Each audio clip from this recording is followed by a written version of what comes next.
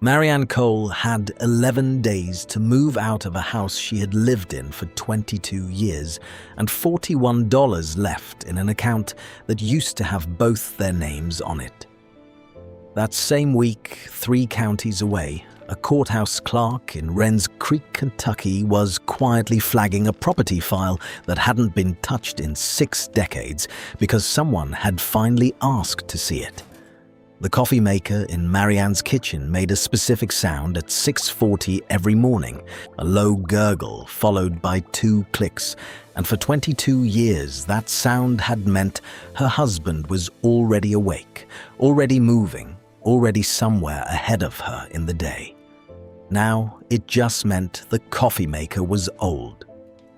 She stood in the kitchen of a house that would not be hers past the 15th of the month, holding a mug that said "World's Okayest Cook," a joke gift from a birthday she barely remembered, and she let the coffee go cold in her hand because there was nowhere she needed to be yet. She was 45. She had raised no children, buried both parents, and spent 2 decades building a life around a marriage that ended, in the end, over a text message she saw by accident on a shared tablet. Her friends called it a midlife crisis when she filed the divorce paperwork herself in a single afternoon without a lawyer present for the first meeting. She called it the first decision she had made entirely alone since she was 23.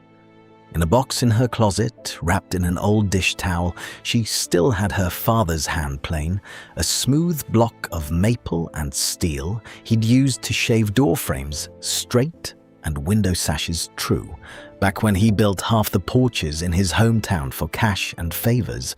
She hadn't touched it in 15 years. Her husband had called woodworking your dad's thing, not hers, and somewhere in the accumulation of small surrenders that make up a marriage, she had let him be right about that too. She kept the plane anyway. She didn't know why, except that some objects refuse to be thrown away even when the life around them changes completely. 3 nights before the auction, a neighbor mentioned, almost as a joke, that the county was selling off a condemned barn out past Route 9 for almost nothing, because nobody in their right mind would touch a structure that had failed inspection twice. Marianne laughed along with everyone else at the dinner table. She did not laugh 2 days later, alone in her car in the gravel lot outside the county building, filling out a bidder registration form with hands that were not quite steady. Something in her, quiet and stubborn, had already decided this was not going to be a normal Tuesday. The auction was held in a gravel lot behind the Wrens Creek County Annex, 43 people deep, most of them contractors looking for salvage lumber and land speculators who wanted the 4 acres and didn't care what was standing on it. The barn itself sat at the edge of an old tobacco farm, 112 years old according to the county file. Its roofline sway-backed like the spine of an old horse. 2 enormous orange condemnation notices stapled to the front doors, one from 9 years ago and one from this past spring. The auctioneer read the terms fast. Sold as is, demolition liability transfers to buyer, structure deemed unsafe for occupancy or livestock, no warranty expressed or implied. Bidding opened at $1. Marianne raised her hand at 10. She raised it again at 25 when a man in a Carhartt jacket tried to outbid her for the lumber rights. She raised it a 3rd time at 55 when he tried once more, and this time he shook his head and let it go, muttering something to the man beside him about a woman who clearly didn't know what condemned meant. She won the barn and 4 acres of overgrown pasture for $60. Her sister called it insanity before Marianne had even gotten back to her car. Her ex-husband, when he heard through mutual friends, said it publicly at a barbecue in front of people who used to be her friends too, that she'd finally lost it, that the divorce had knocked something loose in her, that only someone falling apart would sink her savings into a building 2 separate inspectors had said was going to kill somebody. Marianne didn't argue with any of it. She just drove out to the property the next morning with a crowbar, a headlamp, and her father's handplane sitting on the passenger seat for no practical reason she could name. What she didn't know yet was that a county records clerk named Ruth Ellison had pulled the original 1911 deed for that property 2 days before the auction, at the request of a retired local historian who'd been trying, on and off for years, to track down what had actually happened on that land during the hardest years anyone in Wren's Creek could remember. Ruth hadn't said anything to Marianne. She hadn't needed to, but she had, quietly, made a photocopy of 1 page and slipped it into a folder in case anybody ever asked. Nobody had asked yet, but somebody was about to start pulling boards loose in that barn with her bare hands. And old buildings, Ruth Ellison liked to say, don't stay quiet forever. The first month was mostly about survival, hers and the barn's both. Marianne slept in a rented camper parked beside the structure because the nearest motel was 35 minutes away and she couldn't justify the gas money on top of everything else. She learned to read a building the way a doctor reads a body, tapping support beams with a hammer and listening for the hollow sound that meant rot, running her palm along joints to feel forgive. 2 of the 4 main support posts were compromised near the base, sunk in ground that had held water for 100 winters. The roof had lost 11 shingles worth of coverage to a storm nobody had bothered to repair. A county inspector named Del Frazier came out on her 3rd week at her own request and stood in the doorway for a long time before he spoke. "You understand this roof could come down on a calm day," he told her. "No wind required." "I understand," she said. "Most people who buy these do it for the lumber. Strip it, sell the wood, walk away." "I'm not most people," Marianne said, and she meant it as a fact, not a boast, though it came out sounding a little like both. Del didn't argue. He just handed her a list of load-bearing repairs long enough to make her stomach drop and told her, not unkindly, that the county would be back to check in 90 days, and if nothing had changed, the demolition order would move forward regardless of who owned the deed. 90 days. She wrote the number on a piece of masking tape and stuck it to the camper's dashboard, where she'd see it every morning. The camper itself was a 22-foot travel trailer she'd bought used for $600, its water heater unreliable, its insulation thin enough that frost formed on the inside of the windows most mornings. She showered at a truck stop 11 miles away 3 times a week and rationed the rest between a garden hose and sheer stubbornness. Her ex-husband kept the house they'd shared for 2 decades, the one with central heat and a soaking tub she used to complain about cleaning. She thought about that tub sometimes in the cold and found she didn't miss it as much as she expected to.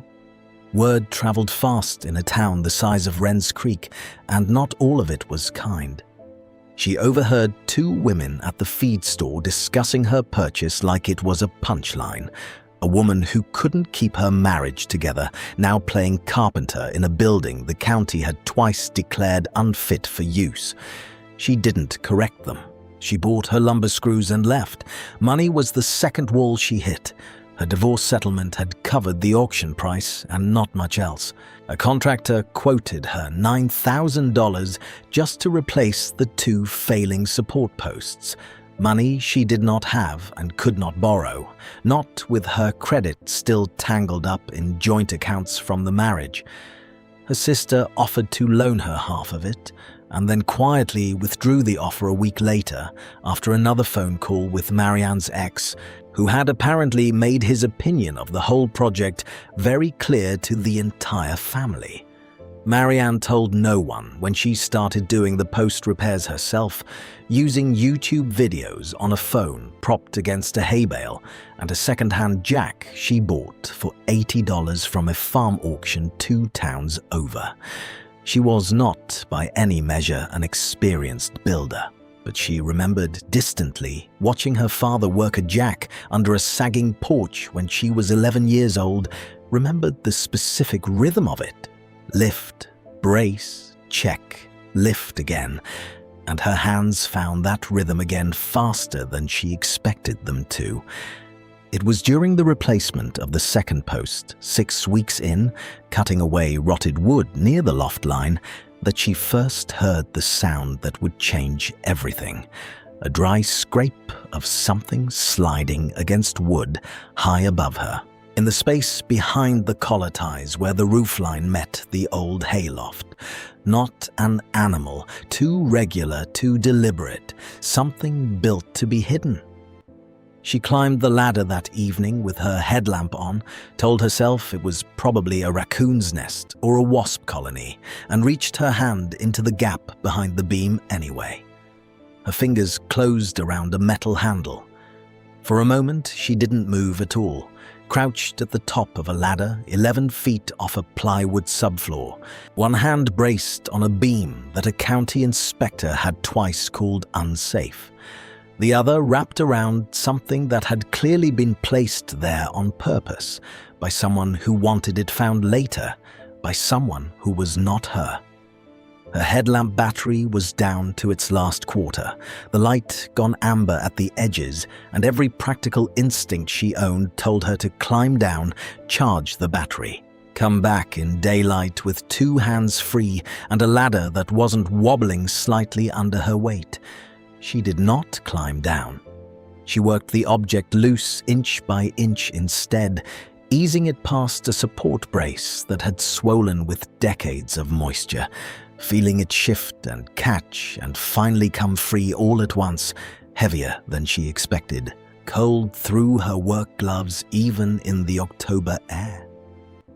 It took her almost 20 minutes to work the object free without bringing down the section of ceiling around it, and by the time she had it on the ground in front of her, hands shaking under the headlamp's narrow beam, she understood she was not looking at a raccoon's nest at all. It was a toolbox, steel, hand-riveted, roughly the size of a small suitcase, rusted at the corners, but sealed tight enough that whatever was inside had survived decades without water damage. Wedged against its side, wrapped in what had once been oilcloth and was now a stiff, brittle husk, was a bundle of paper tied with cord that disintegrated the moment she touched it. She did not open the toolbox that night.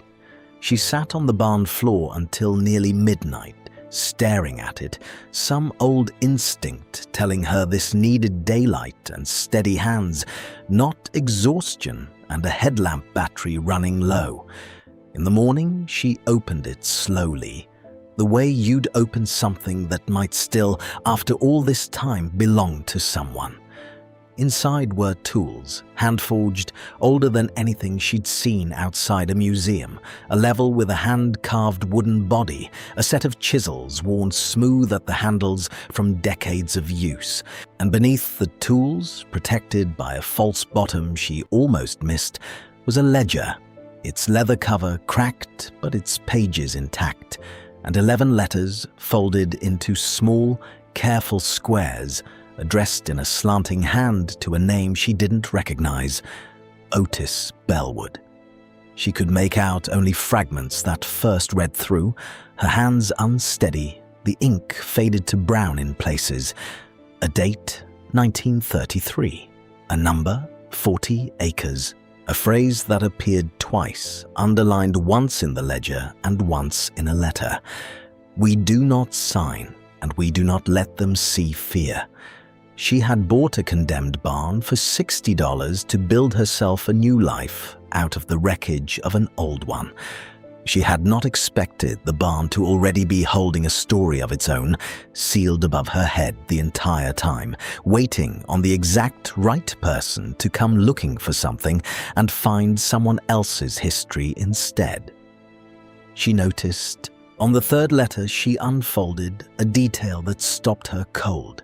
A signature at the bottom belonging not to Otis Bellwood himself, but to a woman, Louetta Bellwood, dated 8 months after the first letter, in a hand that grew steadier and more confident with each page that followed.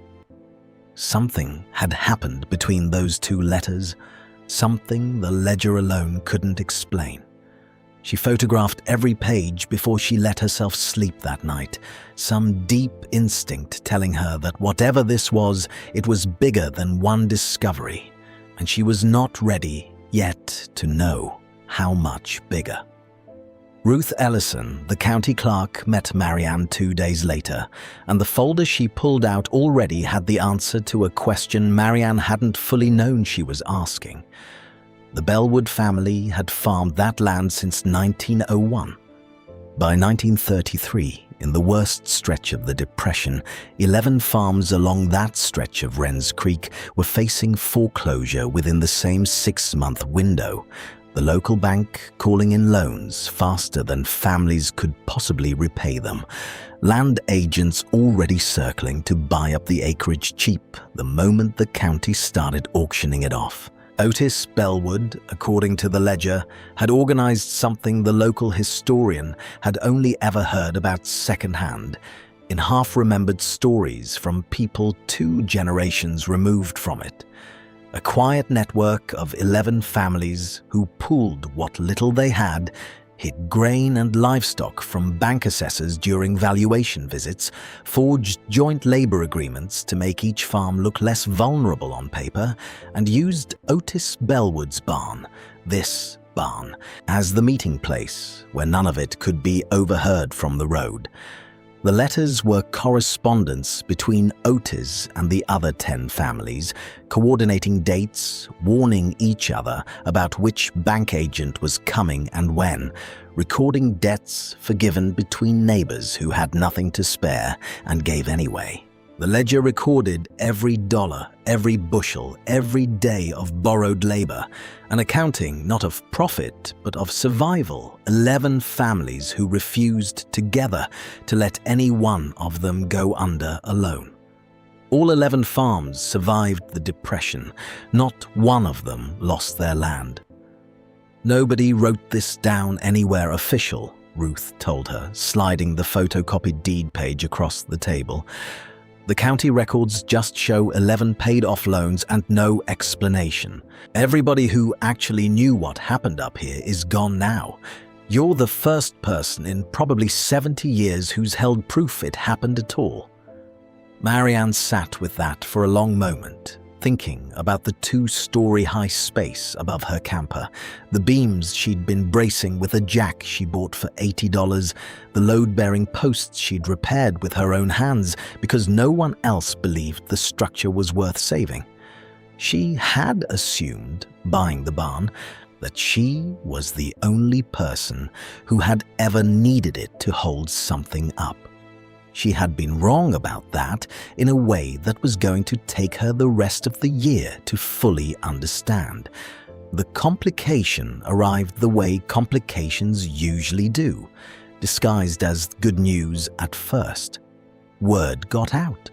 It always does, in a town small enough that the county clerk and the local historian and Marianne's own contractor all know each other. And within 3 weeks, a regional preservation society had contacted her, along with a university archivist, along with, eventually, a documentary producer who wanted exclusive access and offered her $4,000 for it. She almost said yes. $4,000 would have covered the roof entirely, would have meant real nights of sleep instead of listening for the sound of a tarp working loose in the wind, would have meant she could stop doing the math over and over on how many more weeks the credit card could carry the project before it maxed out completely. The producer flew in from Nashville to make the pitch in person, walked the property with a clipboard, photographed the hayloft from 6 different angles, and used the phrase "incredible untapped story" 4 separate times in a conversation that lasted less than an hour. Marianne found herself nodding along, doing the arithmetic in her head, $4,000 against a roof quote of $3,800, and for about 2 days she genuinely believed she was going to say yes. But the Preservation Society's offer came with conditions that made her stomach turn the moment she read the fine print. They wanted the barn structure itself, the actual building relocated to a historical park 2 hours away, the land sold separately, the letters and ledger placed in a university archive where they would live behind glass, cited in academic papers, seen by scholars and almost no one else. It would preserve the history. It would also mean tearing the barn off the exact ground where Otis Bellwood had stood, where 11 families had made a promise to each other that nobody was going to lose their land alone, where Marianne herself had spent 4 months learning, board by board, that she was capable of more than anyone in her old life had ever told her she was. She turned the offer down. Her sister told her she was insane a second time, this time not about the money, but about the principle. "You can barely afford to keep the lights on out there," she said. "And you're saying no to $4,000 because of where a barn is standing?" "It's not about where it's standing," Marianne said, though she was still working out, even as she said it, exactly what it was about. "It's about what it's for." The roof repair went unfunded for another 6 weeks. She patched what she could with reclaimed shingles from a farm sale, tarped the rest with a blue plastic sheet that snapped and cracked every time the wind came up off the ridge, and kept working the load-bearing posts on her own, alone, some evenings crying without entirely knowing whether it was exhaustion or grief or something closer to relief. There was a night in that stretch, roughly 5 weeks before the second inspection, when she genuinely considered stopping. The tarp had torn loose in a storm and let 8 gallons of rainwater pool directly over the hayloft display she'd already started planning, soaking a section of subfloor she'd spent 3 full days leveling. She sat in the mud outside the barn at 11 at night, soaked through, and called her sister, not for money this time, just to hear a voice that had known her before any of this, before the divorce, before the auction, before $60 had somehow turned into the center of her entire life. Her sister didn't offer solutions. She just stayed on the phone for 40 minutes while Marianne cried and swore and eventually laughed a little at how far she'd carried this $60 and a stubborn streak and a handplane she'd been too afraid to touch for 15 years. "You could still walk away," her sister said gently, not as a push, but as an honest option laid on the table. "Nobody would think less of you." "I would," Marianne said, and that was the end of that conversation. She retarped the roof the next morning with a section bought on credit she couldn't really afford, and didn't call anyone again for help. Not because she didn't need it, but because she'd decided somewhere in the mud the night before that finishing this was no longer optional. Del Frazier came back at the 90-day mark, as promised, and stood in the doorway again, the way he had the first time. He was quiet for a long time, running his hand along the newly braced post, checking the roofline with an eye that had condemned this exact structure twice before. "It's not there yet," he told her finally. "But it's not what it was either." He gave her 60 more days. It wasn't a yes, but for the first time since the auction, it wasn't a no. That night, Going through the ledger one more time by lantern light, she found a line near the back she'd missed on the first 3 read-throughs. Otis Bellwood's handwriting, smaller than the rest, dated the same month the last farm's debt was cleared. Land only means something, he'd written, if it's still standing when the people who need it come looking for it. She read it 4 times. Then she picked up her father's handplane, still sitting untouched on the workbench where she'd left it the first day, and for the first time in 15 years, she used it, running it along a warped piece of trim with a motion her hands remembered even though she'd told herself she'd forgotten. The final months were the ones nobody watching from the outside would have called dramatic, and they were also the months that mattered most. Marianne rebuilt the 2 remaining compromised posts with the help of a retired carpenter named Hollis Greer, a friend of Del Frazier's who agreed to trade his labor for her promise to fix the fence line on his own property once the barn was done. She replaced the roof one section at a time, learning to read shingles the way she'd learned to read beams, and by late autumn, the structure that had failed 2 separate inspections stood square and sound under a sky that no longer showed daylight through the rafters. She did not sell the letters. She did not relocate the barn. Instead, working with Ruth Ellison and the local historian, she set up a small display in the restored hayloft, the toolbox and ledger under simple glass, the letters reproduced and framed along the wall where the original hiding place had been, the actual cavity behind the beam left visible and unpatched, a scar she chose to keep rather than smooth over. She opened the barn one Saturday a month to anyone who wanted to see it, no admission charged, just a jar for donations toward maintenance, and descendants of 3 of the original 11 Bellwood Network families showed up to the first open day, one of them carrying a photograph of a grandfather none of them had ever met, standing in front of that exact barn door in 1934. One of the visitors on that first open day was an 81-year-old man named Charlie Prewitt, whose grandmother had been one of the 11 families named in the ledger. He stood in front of the framed letters for nearly 20 minutes without speaking, then told Marianne quietly that his grandmother had mentioned the barn only once, near the end of her life, saying only that a debt of trust had been paid there that the bank never knew about and never could have understood. He hadn't known what she meant until that afternoon. He shook Marianne's hand for a long time before he left and told her the barn looked exactly the way he imagined it should, sound, square, and still standing. Her ex-husband did not come. Neither did most of the friends who had laughed at her at the barbecue. She found, somewhat to her own surprise, that she minded less than she expected to. Del Frazier signed off on the final inspection on a cold morning in late November, standing in the same doorway he'd stood in twice before to condemn the place, and this time he simply nodded once and told her it was one of the better restorations he'd signed off on in 11 years on the job.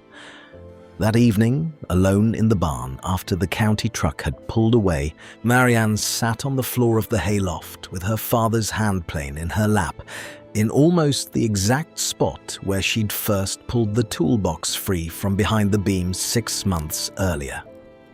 The building around her no longer felt condemned. It felt, for the first time since she'd bought it, entirely certain of what it was for. She thought about Otis Bellwood's line in the ledger. Land only means something if it's still standing when the people who need it come looking for it. And she understood finally that she hadn't come looking for a barn at all. She'd come looking for proof that something broken down could still be worth saving, worth the work, worth believing in again. She'd found that proof twice over, once in a building nobody else wanted, and once in 11 families she'd never met who'd refused to let each other fall and left the evidence of that refusal sealed above a hayloft for 70 years, waiting on someone stubborn enough to go looking. She set the handplane down on the workbench in the spot that had become its permanent home and turned off the lantern. Outside, the barn stood square against the dark, no longer condemned, no longer waiting, finally, simply standing.